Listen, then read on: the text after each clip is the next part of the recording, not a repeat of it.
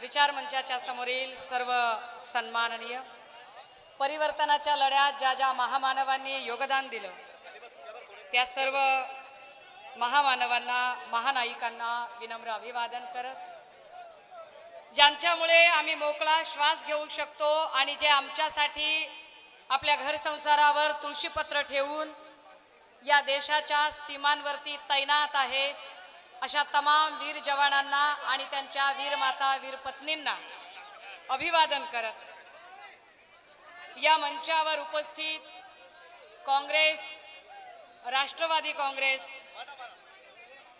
आम आदमी पार्टी, शिवसेना तसेच महाविकास आघाडीवर प्रेम करणारे, या देशातील संविधानिक व्यवस्था टिकून राहावी म्हणून त्या चळवळीसाठी म्हणून वाहून घेतलेले सर्व मान्यवर पदाधिकारी, मंचावर अनेक मान्यवर पदाधिकारी आहेत, काँग्रेसचे आमदार आहेत, खासदार आहेत, राष्ट्रवादी काँग्रेसचेही सन्माननीय रोहितदादा पवार अवघ्या काही मिनिटांमध्ये इथे पोहोचत आहेत, अकोल्याहून आमचे आमदार नितीनदादा देशमुख आलेले आहेत आणि ही सभा कव्हर करण्यासाठी असलेले सर्व डिजिटल तथा प्रिंट माध्यमांचे मान्यवर प्रतिनिधी, अनेक महाविकास आघाडी असल्यामुळे लग्नघराचा थाट आहे सगळ्या सभेमध्ये आणि नरूभाऊंची तारांबळ आहे की आता एवढे सगळे पाहुणे आहेत, एवढे सगळे जीव लावणारे आहेत, कसे कसे सांभाळायचे सगळेजण, सगळ्यांनाच आशीर्वाद द्यायची इच्छा आहे, सगळ्यांना ऐकायची इच्छा आहे।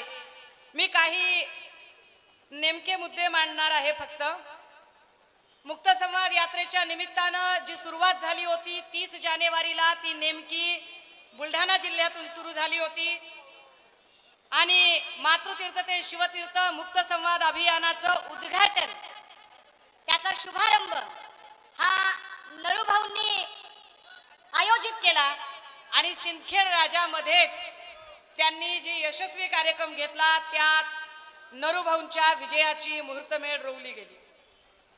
दादा हो, बुलढाण्याचे काही इकडचे जरा आरडाओरडा जर थांबवला तर मला बोलता येईल। ऐका ना, जरा शांत, इकडे जरा खाली बसा, हवा पण येईल, खाली बसा, काही अडचण नाही, मी दिसते सगळ्यांना आणि मी बघण्याची नाही, मी ऐकण्याची चीज आहे, खाली बसा, काही विषय नाही, खाली खाली बसा। हा, आपण काही देखणे गोरे गोमटे असे थोडी चव दादा हो, आपण आपले मातीत रापलेले खरबुड मरबुड जीव आहो, आपण शेतकऱ्याचे लेकर आहो आपण। दादा हो, बुलढाण्याच्या अनेक प्रश्नांवर मुक्त संवादच्या निमित्तानं ज्या वेळेला आम्ही मांडणी करत होतो त्यावेळेला मुक्त संवाद मध्ये जे अनेक महत्त्वाचे विषय मला जाणवले त्यातला एक महत्त्वाचा विषय होता लोणार सरोवरचा। लोणार सरोवर हे जगातलं जागतिक वारसा असणारं सरोवर, या जागतिक वारसा असणाऱ्या सरोवराला जर समृद्धी महामार्गातनं करोडो रुपये लोकांनी कमावले, ज्या लोकांनी करोडो रुपये अरबो खरबो कमावले आणि कमावलेले पैसे झाकण्यासाठी म्हणून ते वाया सुरत गुवाहाटी गेले, त्या लोकांनी लोणारकरांचा विचार अजिबात केला नाही। लोणारकरांचा विचार जर त्यांनी केला असता आणि समृद्धी महामार्ग जास्त काही नाही, फक्त 38 किलोमीटर जर अलीकडे घेतला असता तर त्या लोणार सरोवराचं पर्यटन केंद्र हे उद्योग केंद्र म्हणून ओळखलं गेलं असतं आणि किमान 50,000 लोकांना रोजगार मिळाला असता। पण आताचे असणारे खासदार प्रताप जाधव असतील किंवा त्यांचे रहनुमा असतील, यातल्या एकालाही ती फिकर वाटली नाही की लोणार सरोवराचं ते पर्यटन केंद्र सुधारावं आणि त्याचं विकसन करावं, त्यावर कुणी बोललं नाही। आम्ही मुक्त संवादच्या माध्यमातून ज्यावेळेला वेगवेगळ्या लोकांचे प्रश्न जाणून घेत होतो, विभा फोडणाऱ्या बायका भेटल्या, ज्या बायका सांगतात ताई घरकुल मिळालं नाही, पगार मिळाला नाही, काही मिळालं नाही। आमच्या विभा फोडणाऱ्या मायमावल्या आहेत, ज्या मायमावल्या दिवसभर बिबे फोडल्यानंतर साधारणतः 25 बिबा फोडल्यावर 1 गोडंबी निघते आणि असं करून दिवसभर बिबा फोडला तर 1 ते 1.5 किलो गोडंबी निघते। दुकानदार ज्यांच्याकडून 200 ते 250 रुपये किलो भावाने गोडंबी घेतो आणि त्याच वेळेला ही गोडंबी जेव्हा बाजारामध्ये जाते तेव्हा मात्र व्यापारी ती गोडंबी.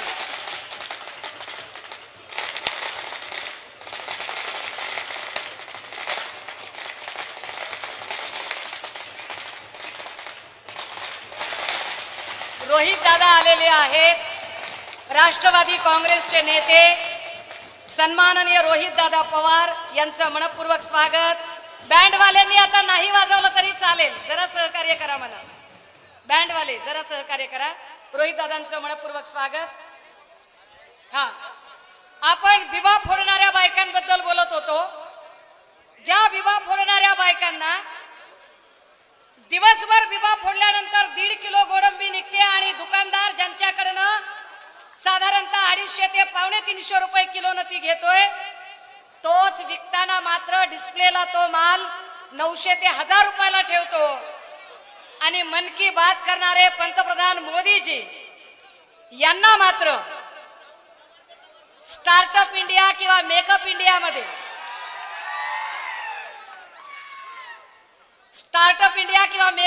मध्ये नरेंद्र मोदीजींना आणि त्यांच्या भक्तुल्यांना इथला विवाह उद्योग अजिबात दिसत नाही. अवकाळी पाऊस झाला, बुलढाण्यामध्ये गारपीट झाली. शिडनेट मध्ये काम करणाऱ्या आमच्या माय माऊल्या होत्या. कित्येक बायका इथे शिडनेट मध्ये काम करणाऱ्या आहेत. ना या लोकांना नुकसान भरपाई मिळाली, ना पंचनामे नीट झाले. पीक विम्याचा तर काही झालंच नाही. दादा हो, हा सगळ्याच्या सगळा एरिया हा व्हाईट गोल्ड सिटीचा ओळखला जाणारा एरिया. इथलं कापसाचं क्षेत्र कमी होत गेलं, सोयाबीनचं क्षेत्र वाढलं. पण ना कापसावर प्रक्रियात्मक उद्योग झाले, ना सोयाबीनवर प्रक्रियात्मक उद्योग झाले. उलट या ओ दादा खाली बसा की, किती चाललंय, खाली बसा. कळलं एकदा कॅमेऱ्याने. हे बाबा कॅमेऱ्याने दाखवा यांना, एकदा नोंद घेऊ द्या. जेव्हा या सगळ्या प्रकारामध्ये शिडनेट मध्ये काम करणाऱ्या माय माऊल्यांचा कसलाही पंचनामा नाही, नुकसान भरपाई नाही. जे बोलणारे बोलघेवडे आहेत, ज्यांनी सांगितलं होतं की कृषी मूल्य आयोगाचे अध्यक्ष पाशा पटेल यांनी दिंडी काढून सांगितलं होतं की कापसाला भाव किमान 12,000 रुपये मिळाला पाहिजे. 2012ला कृषी दिंडी काढली भाजपाने आणि सांगितलं सोयाबीनला भाव 6,000 रुपये मिळाला पाहिजे, कापसाला भाव 12,000 रुपये मिळाला पाहिजे. दादा हो, आपण सगळी शेतकऱ्याची लेकरं आहोत. 2014ला कापसाचा भाव होता 4,000 रुपये. 2014ला सोयाबीनचा भाव होता 4,000, कापसाचा भाव होता किती होता? 6,000 रुपये होता. आणि डीएपी खताची बॅग कितीला होती? 400 रुपयाला होती. 2024 साल चालू आहे. 2024 सालामध्ये डीएपी खताची बॅग 10 वर्षात कितीने वाढली? 1500 ते 1700च्या घरात डीएपी खताची बॅग गेली. पण कापसाचा भाव किती आहे? 6,000 कापूस आणि सोयाबीन 4,000. सत्ता त्यांचीच आहे. ज्या पाशा पटेलांनी दंडी काढली तेच पाशा पटेल कृषी मूल्य आयोगाचे अध्यक्ष आहेत. आणि शेती मातीची भाषा करणारे आणि शेती मातीच्या प्रश्नावर आंदोलन करणारे सुपारीबाज मात्र नंतर मॅनेज झाले. शेतकऱ्यांच्या प्रश्नावर त्यांना काही फरक पडला नाही. शेतकऱ्यांसाठी बोलावं असं त्यांना वाटलं नाही. आम्हाला आनंद आणि अभिमान आहे. एकमेव सन्मान्य पक्षप्रमुख उद्धव साहेब होते, जे मुख्यमंत्री असताना कापसाचा भाव 11 ते 13,000च्या घरात गेला. आम्हाला आनंद आहे की एकमेव उद्धव साहेब मुख्यमंत्री होते. त्या काळात कुठलाही कागद न मागता सरसकट नुसता 7बारा दाखवायचा, अंगठा लावायचा आणि 2 ते 2.5 लाखाची कर्जमाफी ही उद्धव साहेबांच्या काळात मिळाली. राजे हो, बुलढाण्याचा एक प्रश्न ज्या वेळेला स्वतः फिरून बघितला, एसीत बसून काम करत नाही, पूर्ण अख्खा एक विधानसभा आणि एका जिल्हा परिषद सर्कलचा दौरा केला. काय सांगतात हे सगळे? आम्ही हिंदुत्वासाठी गेलो, आम्हाला हिंदुत्व पाहिजे होतं, आम्ही हिंदुत्व जपणारे लोक आहोत. जर आम्ही हिंदुत्व जपणारे लोक आहोत आणि आम्ही हिंदुत्वासाठी गेलो असं म्हणणं असेल आणि त्या म्हणणाऱ्यांमध्ये प्रताप जाधव सारखाही माणूस असेल, तर प्रताप जाधवाचं आणि संजय गायकवाडचं हिंदुत्व कुठं गेलं होतं जेव्हा इथलं धार बंद केलं गेलं. ज्या धारच्या मुद्द्यासाठी आमचा गोपाल बशिरेने आंदोलन केलं, ही आमची सगळी मंडळी, आमचा जालिंदर बुधवत नावाचा आमचा निष्ठावंत शिलेदार, ज्या लोकांनी आंदोलन केलं की अरे धार चालू करा, का प्रताप जाधवाला कंठ फुटला नाही? हिंदुत्ववादी आहात ना तुम्ही? मग हिंदुत्ववाद्यांना काय झालं होतं? आग्या महोळाची भाषा करणारा, उनको पता नहीं कि हम आग्या महोळ है. तुम आग्या महोळ है, हम तब भी बोले थे, आप भी बोल रहे. आग्या महोळ को कैसे भगाने का हमको पता है. हम गौरी का खांड लेते हैं, उसको पेटवते हैं, उसका धुपन धुपन करते हैं, धुपन, और फिर आग्या महोळ ऐसा अंधा होता है पूरा. आग्या महोळाचा सगळा मध भाजपनं काढून घेतलाय. 5 गद्दारांना शिक्षा मिळाली आहे, तिकीट कापली गेली आहेत, उरलेल्यांना लोक रस्ता दाखवते. पण त्याच आग्या महोळाने नंतर अरे हा जिजाऊंचा जिल्हा आहे, हा मातृशक्तीचा जिल्हा आहे, या मातृशक्तीच्या जिल्ह्यामध्ये एक लेख येते आणि बोलते, आणि त्यानंतर फडतूस माणसं सांगतात त्यांच्या भाषेवर मी बोलणार नाही. मला पत्रकारांनी विचारलं, संजय गायकवाड असं बोलले, काय म्हणणं आहे तुमचं? अजिबात बोलणार नाही.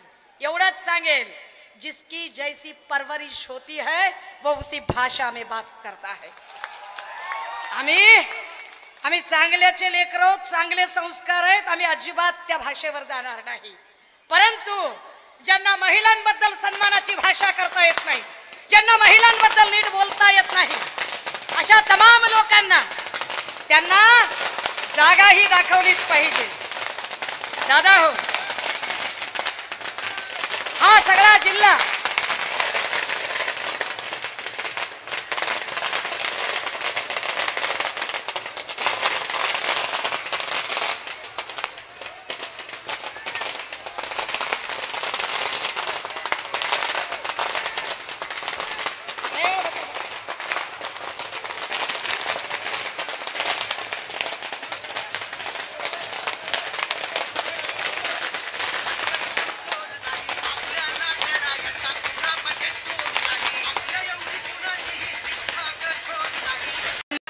वर स्वागत होत आहे. शिवसेना नेते सन्माननीय आदित्यजी ठाकरे आज नरूभाऊंच्या उमेदवारी अर्ज दाखल करण्याच्या पार्श्वभूमीवर इथे उपस्थित झालेले आहेत. सगळ्या लोकांनी आहे तिथे बसायचंय. मी अवघी 3 मिनिटं आणि 3 मिनिटं घेऊन थांबणार आहे. 3 मिनिटात मी माझा मुद्दा पूर्ण करणार आहे. जागा द्या आणि पोलिसांनी शांतपणे जागा करा. एकदम शांततेने पाहुण्यांना येऊ द्या. सन्माननीय नेते आदित्यजी ठाकरे यांचं आगमन मंचाकडे होत आहे. शिवसेने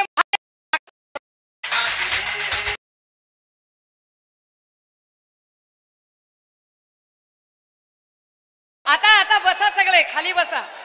विनाकारणचा गोंधळ करू नका, खाली बसा.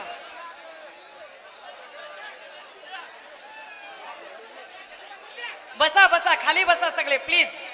तुम्ही जितक्या लवकर खाली बसाल तितक्या लवकर बोलायला सुरुवात होईल.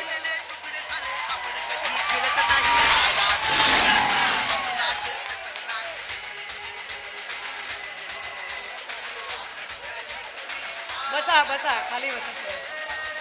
ही समोरची मंडळी जरा खाली बसता का प्लीज? इकडचे खाली बसा सगळे. आशिष रहाटेंपर्यंत शिवसेनेला जुळलेले अनेक मान्यवर इथे आहेत. या मंचावर मी सन्माननीय नेते आदित्य साहेबांना हे सांगितलं पाहिजे की काँग्रेसच्या नेत्या जयश्रीताई शेळके इथे आहेत, हर्षवर्धनजी सकपाळ आहेत, राहुलजी बोंद्रे आहेत, अनेक काँग्रेसची मान्यवर मंडळी आहेत. ही सगळी मंडळी एक दिलाने नरूभाऊसाठी काम करणार आहेत. आणि नरूभाऊ लक्षात आलं का ही सगळी गर्दी बघून आम्ही माध्यमांनाही सांगू इच्छितो की इथे लाट नरेंद्रची आहे, पण इथे लाट शिवसेनेच्या नरेंद्रची आहे, हे जरा लक्षात घ्या. आणि ही लाट उष्णतेच्या लाटेपेक्षा मोठी लाट आहे. मी शेवटचा मुद्दा घेते आणि एका कवितेनंतर थांबते. तो मुद्दा एवढाच की लक्षात घ्या, ते सांगत होते इतके दिवस की आम्ही खरी शिवसेना, आम्ही खरी शिवसेना. जर तुम्ही खरी ए दादा इकडचे शांत बसा ना जरा, किती पागलपणा कर.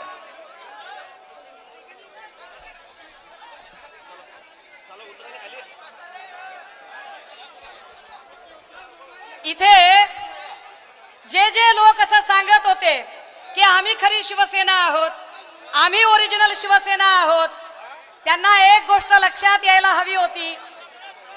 जोपर्यंत वंदनीय बाळासाहेब होते तोपर्यंत अटलजी अडवाणीजी मातोश्रीवर येत होते, जागांच्या चर्चा करत होते. वंदनीय बाळासाहेबांच्या नंतर उद्धव साहेबांची युती होती, तेव्हा सुद्धा मोदीजी असतील, अमित शहा असतील, गडकरी साहेब, मुंडे साहेब, हे सगळे मातोश्रीवर चर्चा करायला यायचे. आता ज्यांनी कातडं पांघरलं होतं डुप्लिकेट वाघाचं आणि सांगत होते की आम्ही खरी शिवसेना आहोत, लक्षात घ्या, मोदी किंवा शहा टेंभी नाक्यावर चर्चा करायला गेले नाही. टेंभी नाक्यावरच्या लोकांना कुर्निसात आणि मुजरे करायला त्यांनी दिल्लीला बोलावलं. एवढंच नाही तर टेंभी नाक्यावरच्या माणसाला सांगितलं कुणाला कुठं जागा द्यायची, ती द्यायची का नाही द्यायची हे दिल्लीवाल्यांनी ठरवलं.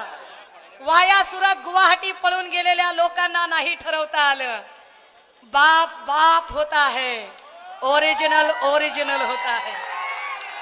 राजे हो, आणि म्हणून 2024 ची निवडणूक का महत्वाची आहे, का 2024 ला आम्हाला लढायचं आहे, याचा जर विचार केला तर आपल्या असं लक्षात येईल की ही लढाई गद्दारी विरुद्ध खुद्दारीची लढाई आहे. ही लढाई निष्ठावंतांची लढाई आहे. इथल्या अनेक प्रश्नांवरती सन्मान्य नेते आदित्य साहेब बोलतील. मी फक्त एक कविता सांगणार आणि तुमच्या सगळ्यांची साथ हवी आहे. जरा माझ्या सोबत तुम्ही सगळेजण जरा साथ द्याल, किमान कडव्याची एक लाईन म्हणण्यासाठी. सारा रारा जोगीरा सारा रारा, आणि ती एक कविता म्हणण्यासाठी म्हणून फक्त थांबलीये. कविता नीट ऐका, कविता माझी अजिबात नाहीये, पण कुणीतरी पाठवली आणि फार चांगली वाटली म्हणून.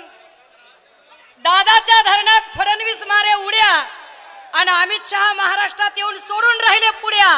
बोलो सारा रारा जोगीरा सारा रारा, बोलो सारा रारा जोगीरा सारा रारा. बिलियन ट्रिलियनच्या बाता फेकाफेकीची झाली फॅशन, बिलियन ट्रिलियनच्या बाता फेकाफेकीची झाली फॅशन. इकॉनॉमीत 4था नंबर आणि 80 करोड जनता खाते राशन. बोलो सारा रारा जोगीरा सारा रारा. आमदार आमदार पळवून पक्ष तोडून कमळीनं दिली जनतेला भूल. आमदार पळवून पक्ष तोडून कमळीनं दिली जनतेला भूल, आणि अशोकाच्या झाडाला लागलं कमळाचं फूल. बोलो सारा रारा, बोलो सारा रारा जोगीरा सारा रारा. पुलावे आहेत अतक्तल होणारच आहे, पुलावे आहेत आणि अतक्तल होणारच आहे.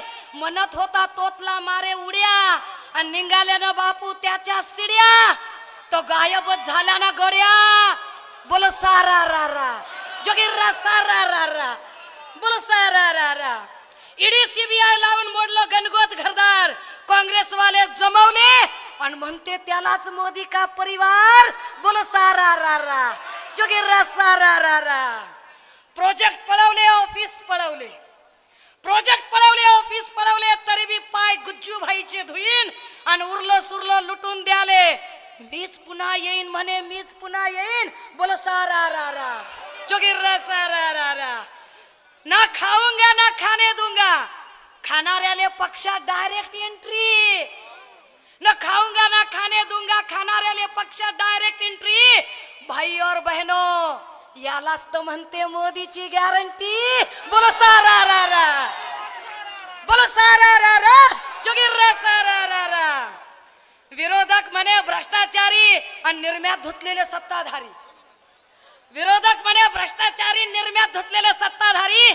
ईडी सीबीआय पोलीस घेऊन शासन आपल्या दारी। बोल सारा रा रा। शिवसेनेचं इंजिन घेऊन धनुष्य घेऊन, इंजिन घेऊन धनुष्य घेऊन हाती गड्या घातली। कमळी म्हणे मी नाही त्यातली कडेला वातली। बोल सारा रा रा, बोल सारा रा रा। शिवसेनेचं घेतलं धनुष्य आणि घड्याळाचे काटे, तरी बी राजे हो कमळीची टरा टरा फाटे। बोल सारा रा रा, जगीर रा सारा रा रा। पक्ष तोडून आमदार फोडून, पक्ष तोडून आमदार फोडून साधला नाही डाव, म्हणून इंजिन घेऊन आता आला बाबूराव, आला बाबूराव। बोल सारा रा रा। आपली ठेवते झाकून आणि दुसऱ्याची पायते वाकून, आणि कमळीची द्यायचे हो राजे हो आता मशालीनं शेकून। बोल सारा रा रा। इंजिन विकलं भंगारात खिशात नाही आणा, आणि कमळीचा हात धरून म्हणे मला बाजीराव म्हणा। बोल सारा रा रा, जगीर रा सारा रा रा। कमळासाठी चिखल केला, चिखलात बसल्या म्हशीच्या।